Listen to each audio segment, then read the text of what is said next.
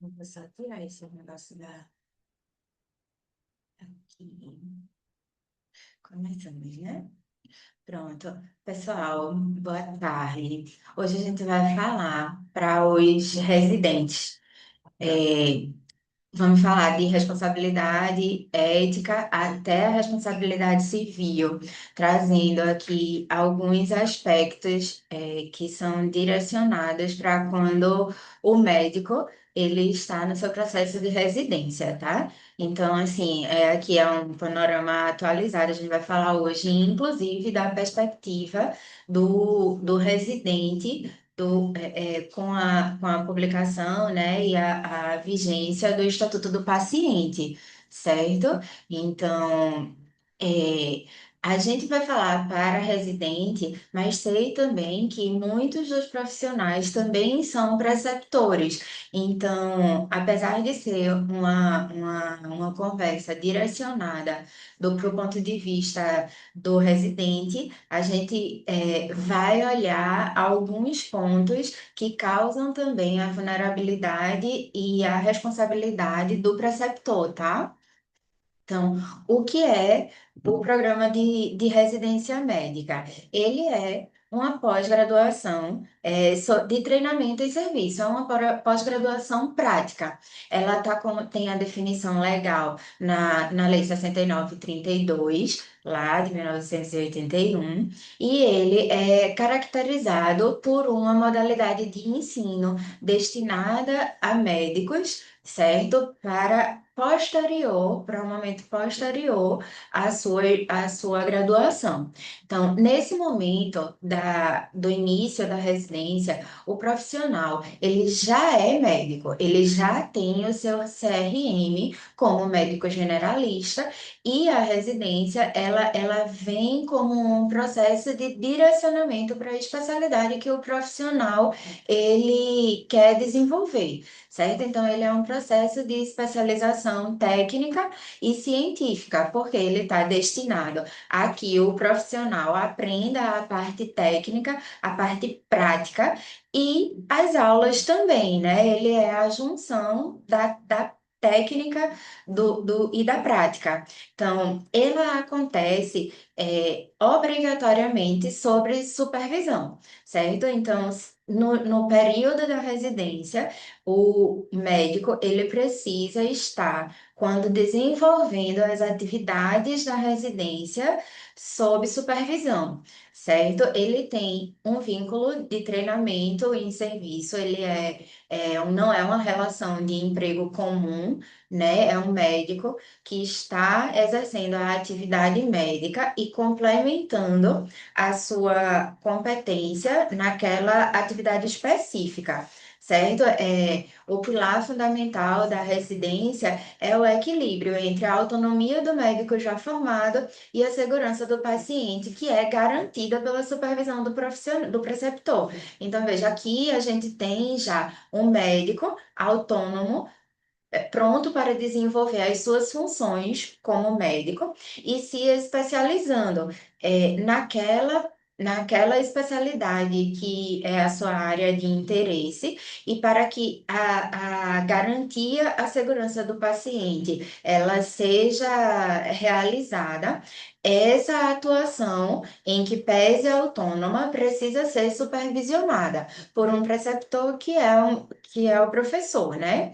Então, a supervisão, e aqui olhando também para a preceptoria, na residência, a supervisão, ela é uma obrigação legal. Não existe a opção de você ser residente e não ter um preceptor, né? E não ter uma preceptoria. Então, como deveres do médico preceptor, é, tem lá a presença física, que é uma disponibilidade imediata para a orientação técnica e ética daquele residente.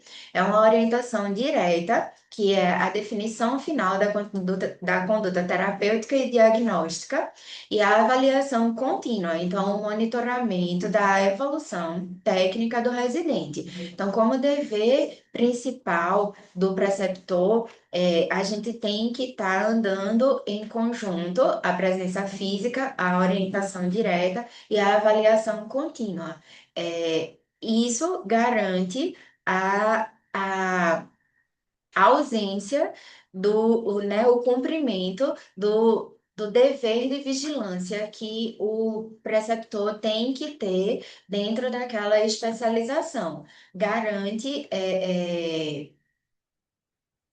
o ambiente seguro para a atuação daquela especialização. Então, em nível de preceptoria, a visão do Superior Tribunal de Justiça, em uma jurisprudência já consolidada, é que o preceptor, ele tem responsabilidade solidária, certo? Então, em uma das jurisprudências do STJ, ela diz que a falha na supervisão do preceptor atrai a responsabilidade solidária da instituição de ensino e do próprio orientador pelos danos causados ao paciente, causados pelo residente ao paciente, né? Então, o que isso significa é que o residente que já é um médico formado e inscrito no seu conselho de classe, ele tem responsabilidade perante aquele paciente, mas, assim como a instituição que, quando tem residência, né, quando tem programas de residência, ela passa a ser uma instituição de ensino e tem responsabilidade direta pelo programa e pelos profissionais, o preceptor, em nível de falha na supervisão, ele tem também essa responsabilidade direta, certo? Então, ele é o dono da última palavra técnica. É ele quem define o nexo de causalidade e, consequentemente, por isso ele é responsável solidário nos danos causados pelo residente enquanto atuando como residente, certo? Então, é sempre importante você, como residente, saber que a sua atuação precisa estar subordinada ao do seu preceptor e o do preceptor de olhar para o cumprimento dos deveres da preceptoria e não incidir em uma responsabilidade solidária junto com a instituição na falha da supervisão. Então, enquanto o residente responde, como é que o residente responde pelos seus atos, mediante a sua atuação? Como a gente já está assim, exaurido, porque a gente sempre fala sobre isso, a a necessidade da responsabilidade da prova da culpa, certo? Então, o residente, ele também é sujeito à culpa, à necessidade da comprovação da negligência, da imprudência e da imperícia diante, daquele ato que causou dano ao paciente. Então, como profissional graduado e já inscrito no CRM, o residente médico ele tem uma responsabilidade subjetiva como todo profissional liberal. O treinamento, ele não anula a responsabilidade inerente ao ato médico, porque um residente, ele já é médico. Então, ele vai ter que ficar comprovado a negligência na omissão, como? Pela omissão ou pela falta de cuidado, uma imprudência por uma ação sem cautela, uma imperícia pela falta da habilidade técnica, que é muito onde entra o não resi- a ausência do RQE, né? A ausência da responsabilidade do. Ai, como é agora que eu esqueci a sigla do RQE? Registro de qualidade de qualificação de especialista. Então, a ausência e enquanto no treinamento, enquanto na residência, em que pese você atuando como residente, você ainda não é especialista. Então, quando você atua sem a preceptoria, sem o preceptor, você incide na imperícia, certo? A responsabilidade aí, nesse aspecto da atuação do residente já como um especialista, sem a subordinação, oh, meu Deus do céu, hoje está difícil, sem a orientação do preceptor, é responde a instituição, responde o preceptor, responde o médico, porque as responsabilidades, responde o residente, porque as responsabilidades elas são individuais, certo? Então, a supervisão deficiente, ela gera solidariedade com a instituição e vai responder ali todo mundo na extensão da sua responsabilidade pelo dano causado. Oi, não sei. As instituições, e aí, diferente do médico, do residente, que responde sob responsabilidade subjetiva, precisando ficar demonstrado ou a imperícia, a imprudência ou a negligência, as instituições, elas respondem objetivamente pela falha no ensino, certo? A gente também já conversou sobre isso, eu acho que, salvo me engano, quando a gente conversou sobre a cirurgia plástica, e os consultórios, de uma forma geral, as instituições, né, os hospitais, eles respondem de forma objetiva, porque eles respondem pela falha no serviço. Então, as instituições de ensino, elas respondem também objetivamente pela falha no ensino. Uma vez que o objeto, né, da instituição não é a prestação de serviço, como os consultórios, é o ensino, aqui o objeto dessa relação. Então, o fundamento jurídico dessa responsabilidade objetiva das instituições de ensino é a responsabilidade dos hospitais e instituições de ensino ser pautada pela natureza do serviço prestado ao paciente. Então, também se subordina pelo Código de Defesa do Consumidor, no caso dos hospitais privados, certo? Porque a falha na prestação de serviço no paciente em razão do ensino, uma vez que você é uma instituição de ensino, nas instituições privadas, Código de Defesa do Consumidor, nas instituições públicas, Constituição, certo? Código de Defesa do Consumidor, artigo 14, é aquela que fala sobre o defeito na prestação de serviço, e o 37 da Constituição, que diz que todo Estado é responsável diretamente pelos atos dos seus agentes. Então, a falha na prestação de serviço da instituição, ela se dá pela falha da supervisão, de uma forma mais direta, porque a falha na supervisão, ela dá sobre a preposição, quando o residente atua como preposto da instituição. O erro do residente vincula o hospital. Então, se o residente atua ali, toma aquela conduta na especialidade que ele é estudante, sem a supervisão, a falha está no hospital e no preceptor, por isso tem como dever estar ali presente e que não está. Então, por isso que a falha é na supervisão. É a solidariedade que, se o dano decorre de um ato sem supervisão, a instituição responde solidariamente pela falha educacional, que, mais uma vez, é aquilo.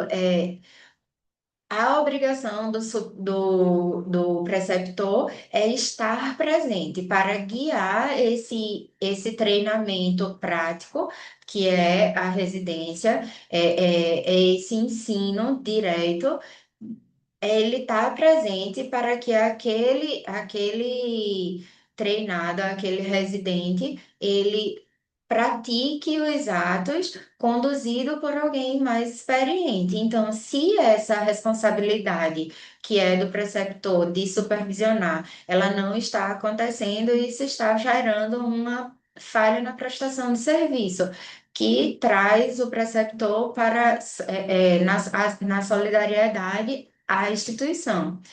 E aí, o direito de regresso, que o hospital pode ser condenado a indenizar e posteriormente cobrar do médico se provado a culpa. Então, como as instituições, elas respondem objetivamente, independente de serem instituições públicas ou privadas, a instituição, ela responde por aquele dano causado ao paciente, e restitui quando o dano é material ou estético, quando a gente está falando de uma esfera cível, né? Ela vai restituir, mas isso não significa que a instituição não possa depois entrar com uma ação direta contra o médico para receber o que lhe de direito. Ficando comprovado, claro, que o médico agiu. é, Sob imperícia, imprudência ou negligência, que é quando efetivamente acontece o erro médico, né? Então, a instituição ela não fornece apenas a assistência, mas também o ambiente seguro para o aprendizado. Enquanto instituição, é isso que tem que se ter em mente quando você busca se tornar instituição de ensino, né? Você vai ter que se manter em 100% seguro na assistência, mas você está acrescentando as suas responsabilidades, o ambiente seguro para o ensino. Então, a gente vai chegar aqui, tem que entender que você não vai poder falar em sobrecarga de trabalho, pelo menos não idealmente, né? Que não é a prática e a gente sabe disso. Na sobrecarga e na exaustão dos médicos residentes ou dos preceptores. Certo? Então, quando a gente fala em ser instituição de ensino, a gente tem também que oferecer aos nossos estudantes o ambiente seguro para esse aprendizado, e não só a assistência ao paciente. E aí, é, a autonomia desse médico residente, ela é proporcional à sua competência, à sua curva de aprendizado, né? A residência, ela em geral é dividida em 3 anos, né? Assim, falando de regra geral, e você começa no R1, no R2 e no R3, que é onde é o começo da residência, no R2 já é naquela fase onde você já está mais treinado, o R3 você está finalizando o seu treinamento e você já é quase o especialista, mas o quase faz diferença, né? E em cada momento da sua residência, você ter a autonomia, aquela autonomia necessária e possível de acordo com o seu grau de capacidade técnica, certo? Que é validada pelo preceptor. E aí voltamos à necessidade e ao porquê um dos deveres do preceptor é o acompanhamento direto, né? Porque à medida que você vai gradando a sua especialização, você vai ganhando também autonomia para praticar determinadas ações e determinados atos da vida, da sua vida técnica ali, mais ainda sem a autonomia plena, né? Então, incidimos na não obediência dos limites técnicos e éticos no risco da imperícia, porque lembrando, o médico residente, ele tem a responsabilidade subjetiva, né, que é determinada pela imprudência, negligência ou imperícia, e na maior parte dos casos, para o caso de você ainda estar em formação, o risco da prática da imperícia é o maior de todos. E aí, atuar em procedimentos de alta complexidade sem o suporte direto, quando ainda não se possui a competência técnica consolidada, caracteriza a imperícia e a negligência institucional. Então, a imperícia por parte do médico, do residente, de se achar capaz, a negligência da instituição que precisa manter esse vínculo e a negligência também do preceptor. Então, antes de qualquer coisa, é preciso o residente reconhecer o seu próprio limite técnico, né? Que é o maior mecanismo de defesa, é saber se você está efetivamente pronto para essa titularidade nesses procedimentos mais complexos, enquanto você ainda está em treinamento. Então, Mais uma vez, a gente volta para a necessidade de uma documentação completa, uma vez que essa é a principal prova num pretenso, num suposto processo judicial por alguma alegação de suposto erro médico. Então, a documentação completa, ela tem uma função probatória indiscutível, sendo o prontuário médico o documento mais importante do processo, porque é onde estão todos os registros, é onde, em tese, estão toda a história daquele paciente e a qualidade, é dali que a gente consegue ver a qualidade da assistência que foi prestada. Então, reiteradamente a gente conversa sobre a qualidade do seu prontuário, sobre como um prontuário incompleto ele é, ele é até uma prova contra vocês mesmos em processos, quando ele pode ser a principal prova. Então, a gente falar em um prontuário sem hora, em prontuários com letras ilegíveis, porque só a ilegibilidade, ela já por si só é uma falta ética. Então, as consequências que uma ilegibilidade ela pode trazer por não conseguir comprar um remédio, por uma prescrição errada, por uma continuidade de tratamento, por um diagnóstico que não conseguiu ser lido por causa de uma letra ilegível.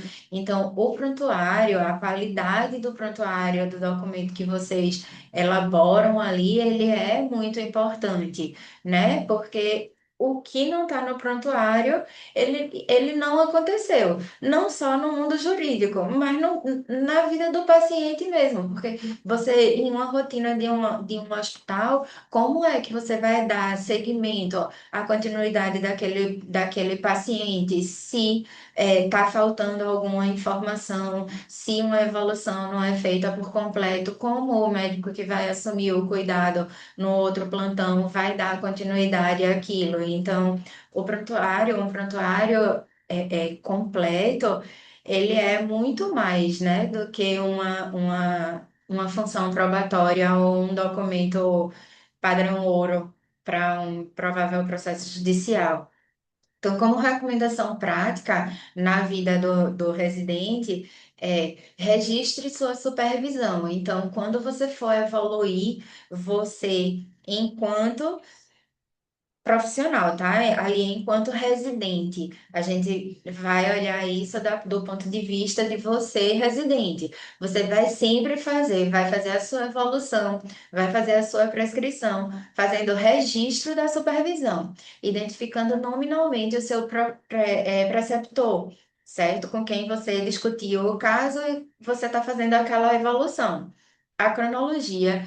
Minha gente, não achem que é coisa pequena o registro dos horários. Horário de intercorrência, horário que você fez visita, o horário das decisões terapêuticas, assim, o horário do pedido de solicitação do exame, não é coisa pequena. Assim, às vezes é o definidor para uma absolvição, para você ter uma absorção sumária em nível de conselho para você não ser condenado a um dano, porque a gente sabe que tem casos que, em questão de pouco tempo, ele pode evoluir em uma complexidade maior. Então, data e hora em um registro completo, ele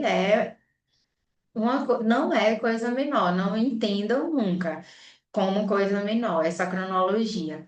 Então, vocês adotarem sempre os protocolos com justificativa técnica de por que aquele protocolo está sendo tomado ou por que não está sendo tomado aquela atitude diante dos protocolos institucionais. Justifiquem, evoluam os seus pacientes e justifiquem os seus raciocínios clínicos, os porquês. A justificativa do raciocínio clínico de por que você tomou aquela decisão ou por que você deixou de tomar aquela decisão técnica é importantíssima. E mais uma vez, assim, para completar, é a gente falando novamente e com o Estatuto do Paciente aí vigente, mais do que nunca. Consentimento, né? A palavra, não que em qualquer algum momentos passados tenham deixado de ser, mas mais do que nunca, consentimento. Documente que o paciente ele foi informado sobre riscos e benefícios daquele tratamento. Documente, hoje a gente vai ver a incidência do estatuto, do paciente, a sua apresentação, a sua condição como residente, não deixem de pegar o consentimento do paciente em formulários preferencialmente específicos, né? Porque a gente falando numa cirurgia vascular que você está como preceptor, o termo precisa ser é, específico para aquele procedimento, mas em caso de não ter, evolui em prontuário o consentimento, que o paciente foi questionado, que o paciente e assim sejam um pouco mais prolixo do que paciente informado sobre riscos e benefícios. Não é só isso, tá? Assim, escrevam um pouco mais quais são os riscos, quais os principais riscos daquele procedimento, inclusive os riscos mais complexos e até os mais improváveis. Não deixem de ter sempre em mente essas quatro recomendações práticas que fazem, assim, parecem quatro coisas bestas, mas não são. Então, e aqui a gente vai ver a falha da supervisão e o como ela gera, né, condenações, que são jurisprudências recentes a nível de STJ, e eu hoje só trouxe duas, porque das últimas vezes eu trouxe muitas de responsabilidade, então hoje eu só quis ilustrar mesmo que a falha na supervisão gera, sim, condenações em responsabilidade solidária, certo? Entre é, a instituição e o preceptor. Então, a responsabilidade solidária do hospital por erro médico cometido por profissional vinculado é reconhecida quando há vínculo de preposição e falha no dever de vigilância. Então, tudo a nível de STJ, validando tudo que a gente já conversou nos últimos momentos. Então, condenações recorrentes em caso de residentes realizando procedimentos invasivos sem a presença física do preceptor escalado. Então, mais uma vez, a questão da presença física do preceptor em casos de procedimentos invasivos é imprescindível.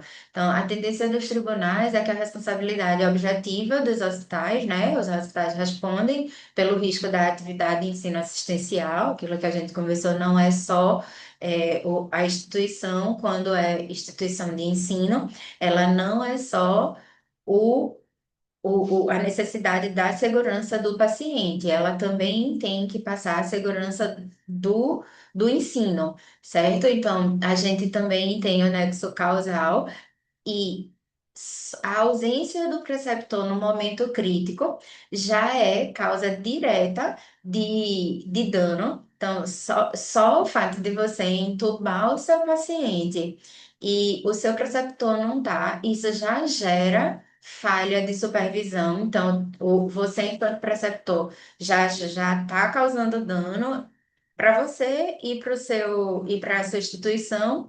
E você, enquanto residente, está deixando de ter algo que é seu direito, que é o seu preceptor ali na hora, porque se você está em treinamento e intuba errado, é, você precisa que ele esteja ali para lhe orientar.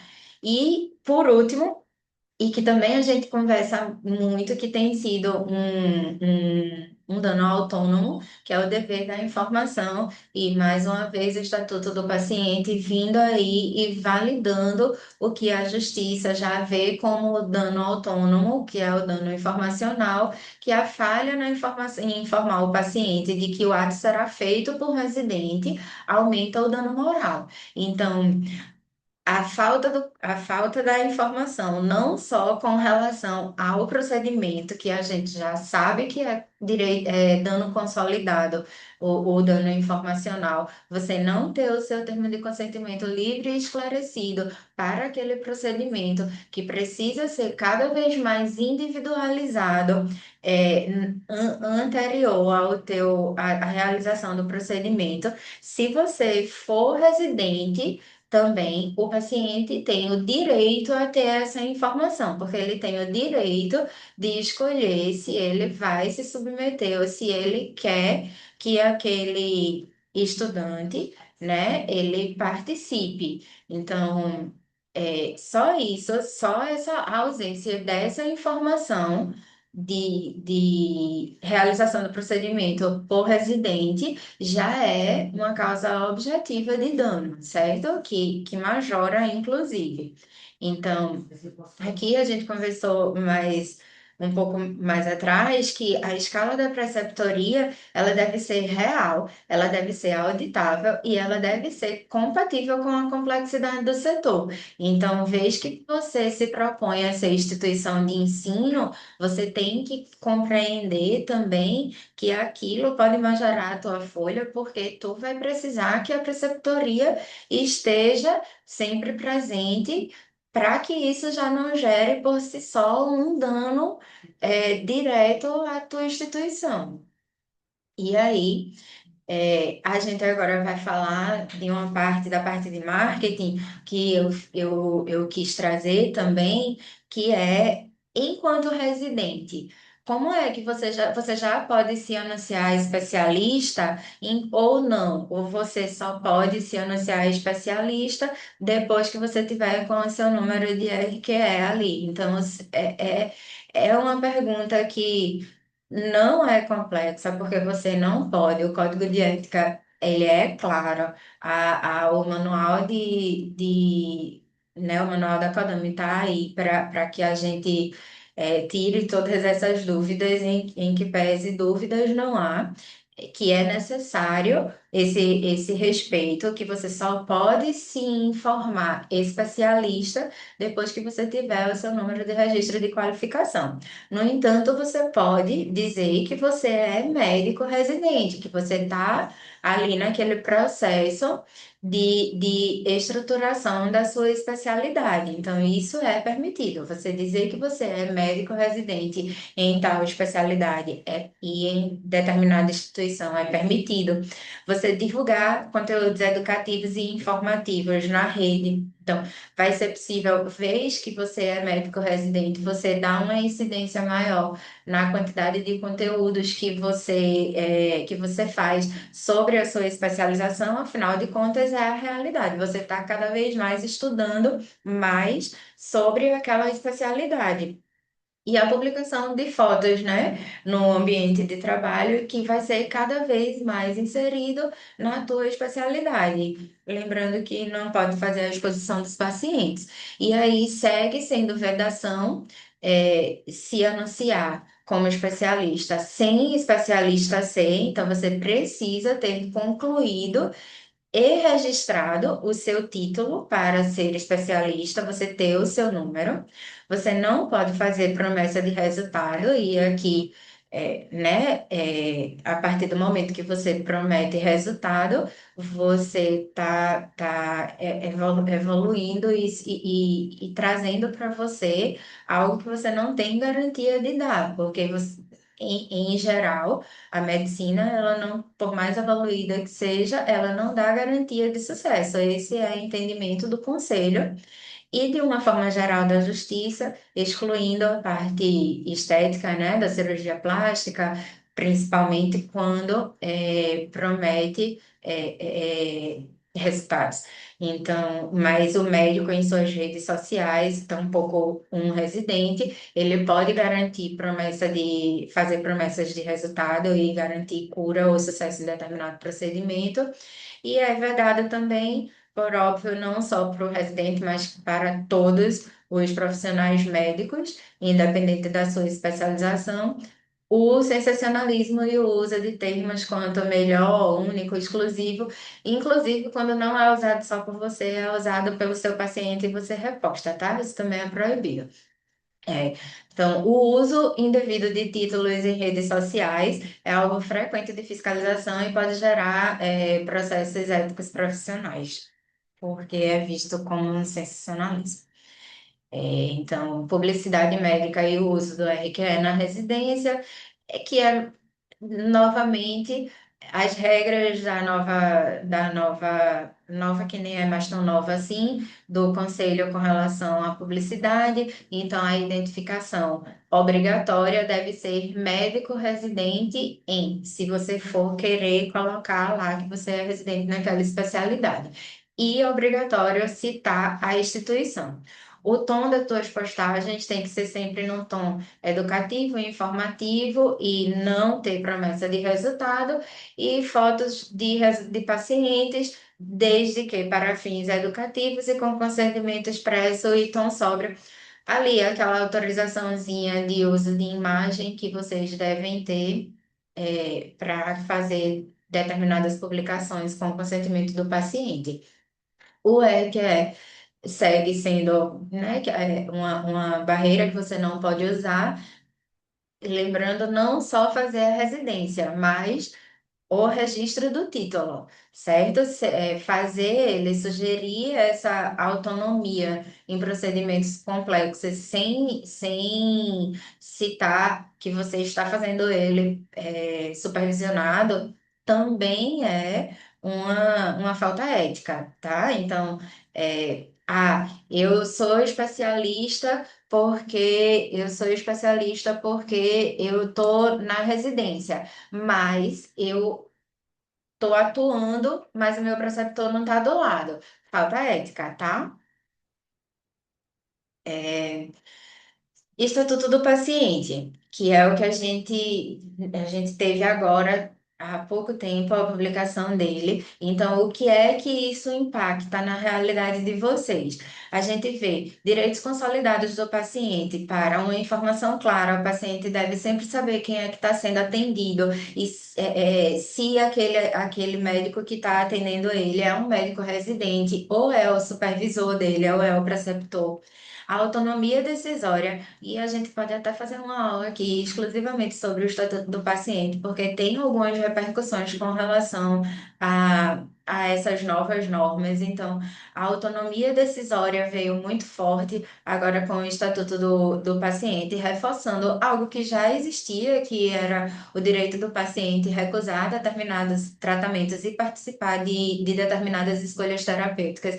Ela veio mais forte do que nunca, equiparando até essa desobediência a crime de direitos humanos, certo? Então, a consolidação da dignidade do processo de aprendizado, que não pode se sobrepor à dignidade e à privacidade do paciente. Então, se o paciente diz, porque agora é obrigado que o paciente pode escolher não ser atendido por acadêmicos ou residentes, e isso precisa se sobrepor, segundo o Estatuto do Paciente, a o ensino e a capacitação médica, tá? Então, enquanto residentes, vocês sempre se apresentem como residentes e digam que fizeram esse esclarecimento e deram essa opção de escolha, e enquanto preceptor, vocês digam que os seus residentes e seus estudantes estão ali e solicitem a autorização para que eles permaneçam, certo?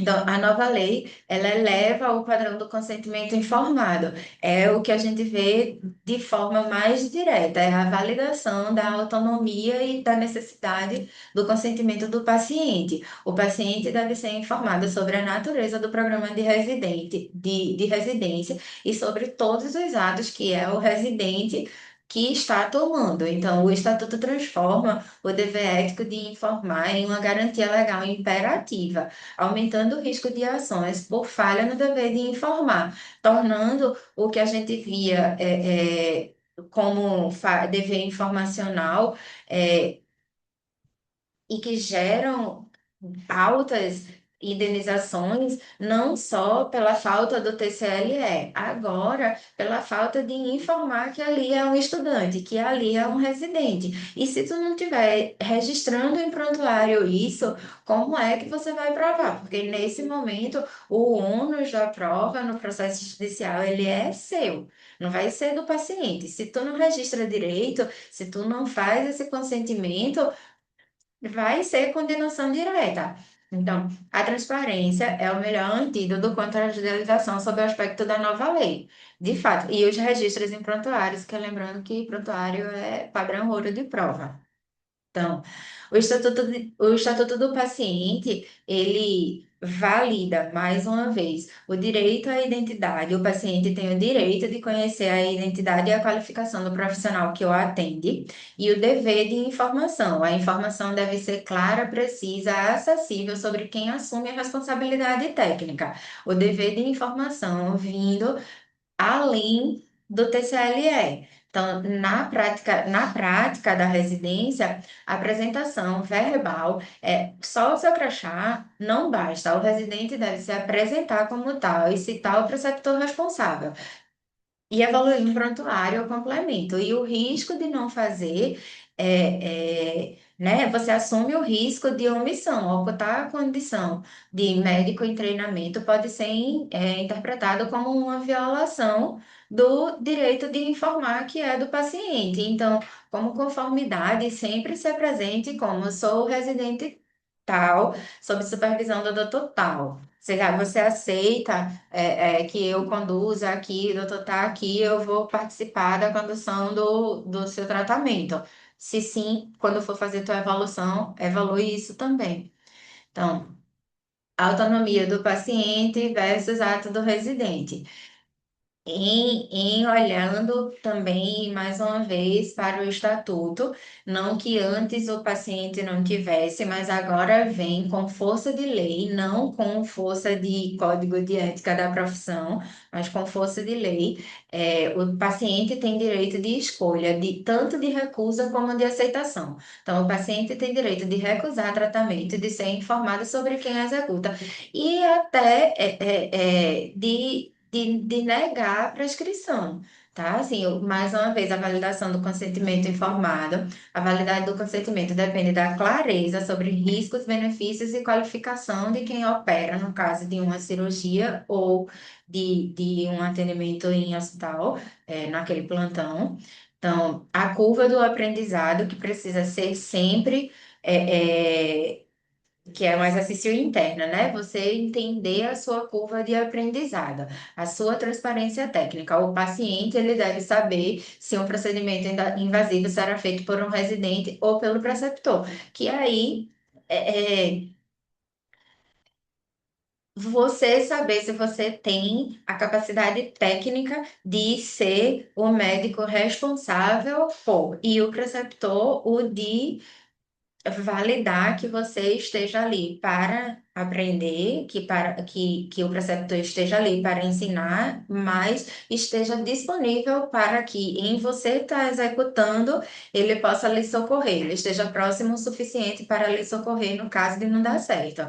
Então, o aprendizado não justifica a omissão, né? A transparência fortalece a confiança e reduz o risco de uma possível judicialização. Então, vocês dois, tanto o residente como o preceptor, serem responsáveis e atuarem, porque na medicina você aprende fazendo, é uma realidade, mas omitir do paciente que isso vai acontecer não é possível. Isso gera risco de lide, né? Então, a falha de informar é ato feito por residente e aumenta dano moral em caso de intercorrência, tá? Então, se deu errado ali e fica comprovado que aquele procedimento foi feito por um residente e que o preceptor não estava, chance de aumentar o dano consideravelmente por esse motivo. E aí, numa matriz de conformidade entre a residência e o estatuto, nos pilares de informação, o que na residência a gente pode ver como uma dificuldade é o paciente confunde residente com médico especialista. A gente sabe que isso é comum. Então, na tua apresentação verbal, tu torna obrigatório o registro de que você é um médico residente e que está sob a supervisão nominal de tal profissional. Você fale isso e reitere, né? Com relação ao pilar consentimento, procedimentos invasivos realizados por R1 sem aviso prévio. Então, isso é um desafio porque a gente sabe que a residência, como a gente viu, é um treinamento prático. Você tem que colocar a mão na massa, porque é assim que se aprende na residência. Então, documenta que o paciente aceitou a realização pelo médico em treinamento.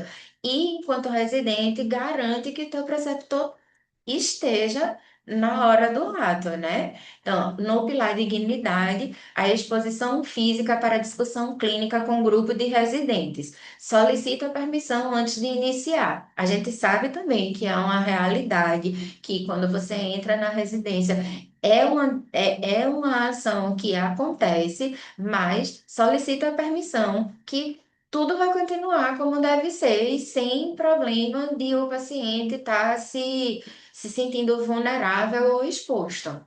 E no pilar segurança, falha na comunicação de risco por excesso de carga horária. Deve ter o registro rigoroso de intercorrência e orientação direta do preceptor, porque a gente sabe que a realidade do médico residente é o de sobrecarga, é o de excesso, em que pese a gente ter horas limites, não é o que a gente vê acontecer, a gente realmente vê excesso. E aí, o que você precisa tomar de ação de conformidade é que você haja enquanto residente sob a orientação do teu preceptor, para que evite uma responsabilização, porque lembra que a decisão técnica final é, na tua curva lá de aprendizagem, é do preceptor. Preceptor, lembre da mesma coisa.